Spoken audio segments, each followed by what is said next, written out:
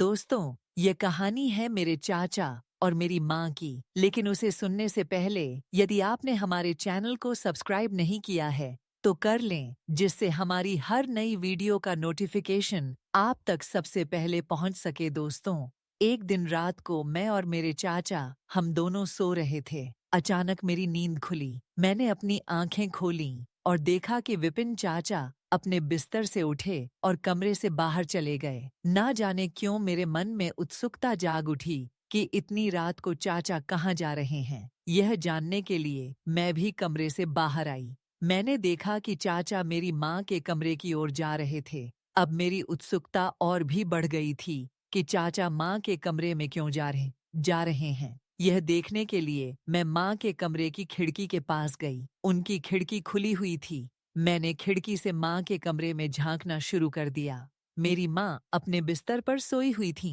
अब चाचा ने अपनी शर्ट उतारी और फिर उन्होंने अपनी बेल्ट खोल दी। उसके बाद वह धीरे धीरे मेरी माँ के ऊपर। नमस्ते दोस्तों, आज की इस कहानी में आपका स्वागत है। यह कहानी तब की है जब मैं 15 साल की थी। हमारा परिवार एक छोटे से गांव में रहता था। मेरे पिता का निधन हुआ था तब मैं बहुत ही छोटी थी। मेरे पिता के जाने के बाद हमारे परिवार की आर्थिक स्थिति बहुत बुरी तरह से बिगड़ गई थी। उस समय मेरे परिवार में केवल मेरी माँ और मैं ही बचे थे। मेरी माँ ने परिवार की जिम्मेदारी अपने कंधों पर ले ली थी और वह दिन रात मेहनत कर रही थी ताकि हम दोनों किसी तरह गुजारा कर सके। मेरी माँ गांव के कुछ घरों में काम करती थी। वह कपड़े धोने, बर्तन साफ करने और झाड़ू पोछा करने जैसे काम करने अपना और मेरा पेट पाल रही थी। अब मैं कक्षा पूरी करने के बाद मेरी पढ़ाई भी बंद हो गई थी क्योंकि घर की आर्थिक स्थिति इतनी खराब थी कि हम स्कूल की फीस और किताबें नहीं खरीद सकते थे।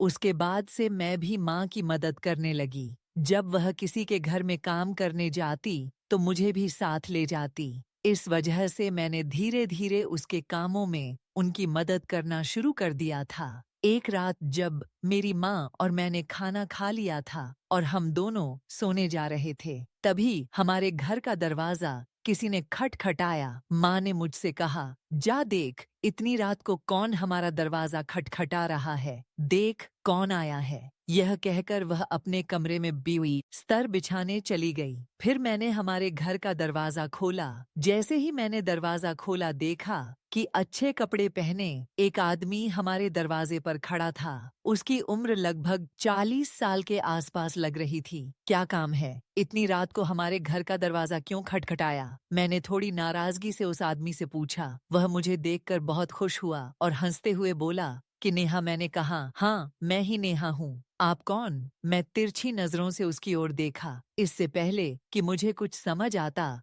अचानक उस आदमी ने मुझे उठाकर अपने कंधों पर बिठा लिया और खुश होकर कहने लगा, नेहा, मैं तुम्हारा चाचा हूँ, तुम्हारे पिताजी का दोस्त विपिन चाचा। चाचा की आवाज सुनकर मेरी माँ अपने कमरे से दौड़ते हुए बाहर आई और वह उनके सामने खड़ी होकर बोली, विपिन। अब मेरी माँ और विपिन चाचा एक दूसरे की ओर देख रहे थे। वे दोनों इतने खो गए थे एक दूसरे को देखते हुए कि जैसे उन्हें दुनिया की कोई सुध नहीं थी। लगभग 2-3 मिनट बीत गए, लेकिन वह दोनों एक दूसरे को निहारते ही रहे। तब मैंने ही कहा कि माँ, यह कौन है? जैसे ही मैंने यह सवाल किया, मेरी आवाज सुनकर दोनों ही अपने होश में लौटे। फिर चाचा ने मुझे अपने कंधे से नीचे उतारा। मैं अपनी माँ के पास जाकर खड़ी हो गई थी। माँ के चेहरे पर एक अजीब सी खुशी थी। फिर माँ बोली कि पनेहा, यह तुम्हारे चाचा है, तुम्हारे पिताजी के बहुत पुराने दोस्त हैं, इन्हें नमस्ते करो। तब मैंने उन्हें नमस्ते किया और फिर वह हमारे घर में आए।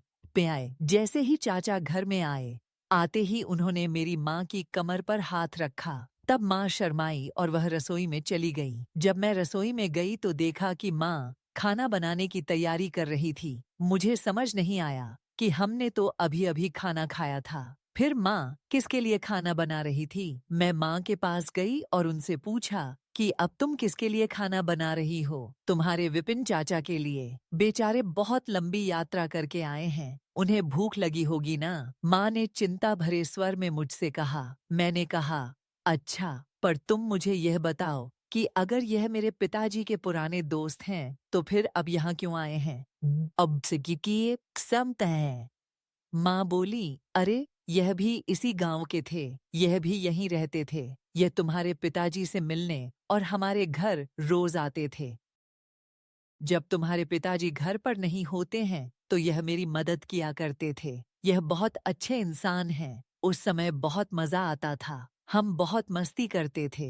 जब तुम्हारा जन्म हुआ तब यह दुबई चले गए थे और आज इतने सालों बाद लौटे हैं। यह अकेले रहते हैं, इनका कोई नहीं है, इसलिए यह यहाँ रहने के लिए आए हैं। और वैसे भी अब इनके पास मेरे अलावा कौन है? कल सुबह वे अपने घर चले जाएंगे। यह सब माँ मुझसे बताते हुए बहुत खुश भी लग रही थी और उनकी आंखें में अलग सी चमक थी। मैं उस समय छोटी थी, इसलिए मुझे कुछ भी समझ नहीं आ रहा था। माँ के व्यवहार में अचानक हुए बदलाव और उनमें से जो कुछ भी मुझे बताया उसका मतलब मेरे समझ से बाहर था। माँ ने कहा, जा अब अपने कमरे में जगी और जब तक खाना तैयार होता है अपने चाचा के साथ बात कर। माँ के ऐसा कहते ही मैं अपने कमरे में चली गई। चाचा ने अपना सारा सामान मेरे कमरे में एक कोने में रखा हुआ था और बिस्तर पर आराम करने लगे। जब मैं उनके पास जाकर बैठी तो वह मुझसे बातें करने लगे। उसी दौरान मुझे उनकी बातों से पता चला कि उनका दुबई में एक बड़ा रेस्टोरेंट था। उन्होंने उस रेस्टोरेंट से बहुत ज्यादा पैसा कमाया था, लेकिन पिछले कुछ दिनों से उन्हें अपने गांव की बहुत याद आ रही थी, इसलिए उन्होंने अपना रेस्टोरेंट बेच दिया और गांव में रहने के लिए वापस आ गए। मैं उनकी बातों को ध्यान से सुन रही थी, लेकिन मेरे मन में कई सवाल भी उठ रहे थे। इतनी रात को उनका आना, माँ का अचानक इतना खुश हो जाना और उनके आपस की बातें, यह सब मुझे थोड़ी सी अजीब लग रही थीं। चाचा और माँ के बीच कोई गहरा रिश्ता था जो मुझसे छिपाया हुआ था। हम बात कर ही रहे थे कि अचानक उन्होंने मुझसे कहा, तू मुझे विपिन चाचा मत कह, सिर्फ चाचा कह। अब जब मैं उनसे बात कर रही थी, कुछ देर बाद मेरी माँ चाचा को खाने के लिए बुलाने के लिए मेरे कमरे में आई और उन्हें खाने के लिए बुलाकर वह रसोई में चली गई। चाचा के साथ मैं भी रसोई में गई। फिर माँ ने उनके लिए थाली परोस दी।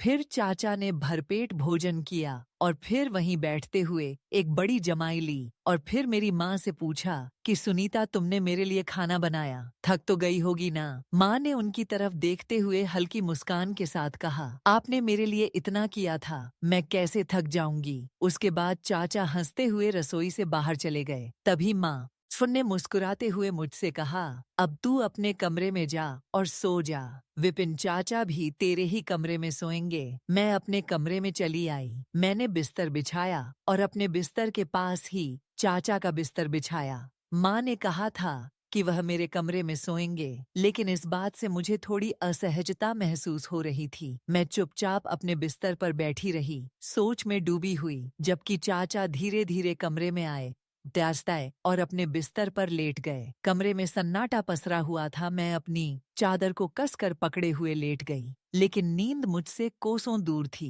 अचानक चाचा ने चुप्पी तोड़ी। नेहा, तुम बड़ी हो गई हो, लेकिन अब भी उतनी ही प्यारी लगती हो जितनी पहले थी।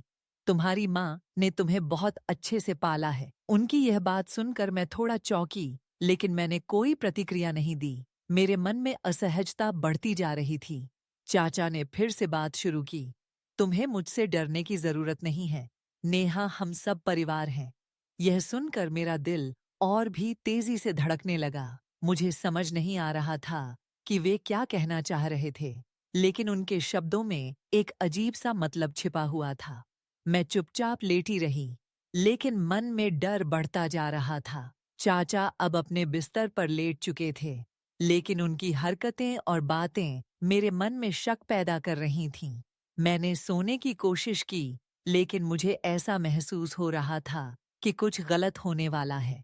रात के गहरे सन्नाटे में मुझे अपने ही घर में असुरक्षा महसूस हो रही थी। करीब 20 मिनट बाद चाचा उठे और उन्होंने कमरे का दरवाजा बंद किया। फिर उन्होंने कमरे की लाइट बंद की और अपने बिस्तर पर लेट गए। मुझे तुरंत नींद आ गई। कुछ समय बाद अचानक मेरी नींद खुली। मैंने अपनी आंखें खोलीं और देखा कि चाचा अपने बिस्तर से उठे और कमरे से बाहर चले गए। न जाने क्यों मेरे मन में उत्सुकता जाग उठी थी कि इतनी रात को चाचा कहाँ जा रहे हैं। यह जानने के लिए मैं भी कमरे से बाहर आई। मैंने देखा कि चाचा मेरी माँ के कमरे की ओर जा रहे थे। अब मेरी उत्सुकता और भी बढ़ गई थी कि चाचा माँ के कमरे में क्यों जा रहे थे। यह देखने के लिए मैं माँ के कमरे की खिड़की के पास गई। उनके खिड़की खुली हुई थी। मैंने खिड़की से माँ के कमरे में झांकना शुरू कर दिया। मेरी माँ अपने बिस्तर पर सोई हुई थीं। अब चाचा ने अपनी शर्ट उतारी और फिर उन्होंने अपनी बेल्ट खोल दी। उसके बाद उन्होंने माँ को वही सब दिया जो पहले पापा दिया करते थे। माँ और चाचा दोनों पसीनों में नहा लिए थे। दोनों इतनी जोर से सांस ले रहे थे कि उनकी सांसों की आवाज पूरे कमरे में गूंज रही थी। अब मुझे नींद आने लगी थी, इसलिए मैं अपने कमरे में वापस आई और सो गई। सुबह जब मेरी नींद खुली तो मेरी नजर चाचा के बिस्तर पर गई, लेकिन वह अपने बिस्तर पर नहीं थे। तब मुझे रात की घटना याद आई, इसलिए मैं जल्दी उठी और कमरे से बाहर गई। माँ का कमरे का दरवाजा बंद था, लेकिन खिड़की खुली हुई थी। मैं अपनी जगह पर बैठकर माँ के कमरे की ओर देख रही थी। कुछ समय बाद मुझे दरवाजे की कुंडी खुलने की आवाज सुनाई दी, इसलिए मैंने उत्सुकता से देखा। चाचा माँ के कमरे से बाहर आए और तभी मेरी माँ भी जल्दी से अपने कमरे से निकली और सीधे बाथरूम की तरफ दौड़ पड़ी। थोड़ी देर बाद माँ ने मुझे आवाज दी और कहा कि मैं नहा धोकर तैयार हो जाऊं। फिर मैं उठी और चाचा की ओर देखा। वह सो रहे थे। मैं बाथरूम में गई, नहाकर तैयार हो गई और फिर बाहर आ गई। जब मैं रसोई में गई तो मैंने देखा कि माँ खाना बना रही थी, लेकिन वह बहुत खुश लग रही थी। आज पहली बार उनके चेहरे पर ताजगी और एक अलग ही जोश था। मैंने भी उनकी मदद की।